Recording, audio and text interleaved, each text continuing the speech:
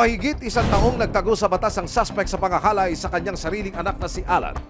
Sa warrant of arrest na ibinaba ng Branch 14 ng Regional Trial Court ng Silay City, Negros Occidental, 3 counts of rape ang isinampang kaso laban sa suspect. Sa loob ng mahigit isang taon, walang tigil ang mga kaanak ng biktimang silani sa paghahanap sa suspect na lumapastangan sa kanya. Tinatanong ko lang po doon sa kanila kung nandun. Pero sabi po wala, na lahat pong gagawin para po makita lang, mahanap po siya. Hindi yan ang ginusto, ma'am. Iya, ginayamang pagdaginhimo yan na sa bata. Ya bala, ma'am. Hanggang nito lang Mayo, isang tip ang natanggap ng Philippine National Police Maritime Group ng National Capital Region. Nasa Batangas daw ang suspect na si Alan at nagtatrabaho doon bilang construction worker. Ilang araw po nating minanmanan yung construction na pinagtatrabahuhan ng ating pong suspect. Ika-28 ng Mayo, nagsagawa ng operasyon ng PNP Maritime Group NCR para mahuli ang suspect. Ito yung mukha nung subject natin. 3 counts ng rape. Tapos isang construction worker. Yan yung description niya. Okay, mag-iingat ha. Okay, let's go. Bit-bit ang warrant of arrest para sa kasong 3 counts of rape. Para aksyo. Tumulak ang grupo patungong Batangas City para arestuhin si Alan. Habang nasa biyahe ang mga operatiba, isang asset ang nagmanman sa suspect. 700 meters na lang po yung layo natin, ma'am, sa subject natin. So, ang parang karinderya along the highway. At nang mamataan nila si Alan, mabilis na kumilos sa mga otoridad. Ayan, naka-green. Go, go. Ano, sir?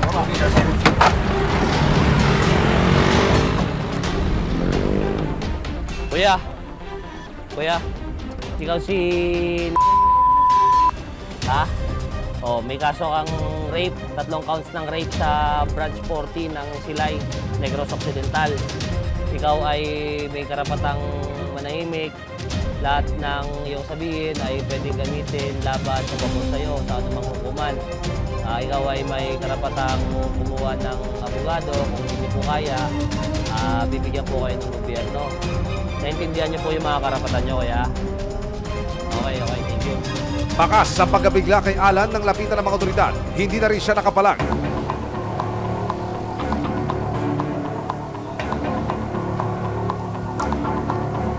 Ipinagbigay alam ng mga pulis sa pamilya ng biktima ang pagkakahuli nila sa suspect. Nay, tatanong ko lang po kung ito po ba si... Siya po, siya po. Opo. May gusto mo ba kayo sabihin, Nay?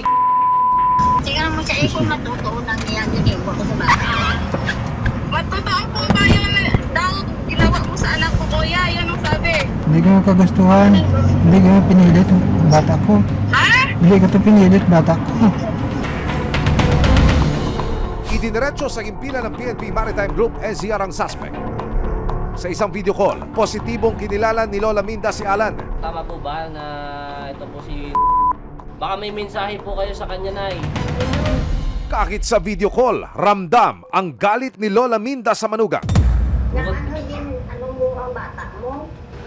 Ginimo mo na ang ginimo mo sa bata mo ang pinakabagay na malaan para sa bata mo. Huwag ko man tuhungod, Nay. Hindi ko ito sinasadya. Ginimo mo sa 3 beses. Tigom niyo pa sa ako. Kaya kung dahil mo na ginikom sa ako, dugay talaga kaya ng intang panso. Lugar mga kami na mo hindi ang bata. Masaya po dahil po nahuli siya at nabigyan na po yung justisya po yung anak ko. Nito lang Biyernes, personal kong nakausap ang suspect na si Alan. Inaamin niyo ho ba yun? Nagalaw niyo yung sarili niyong anak?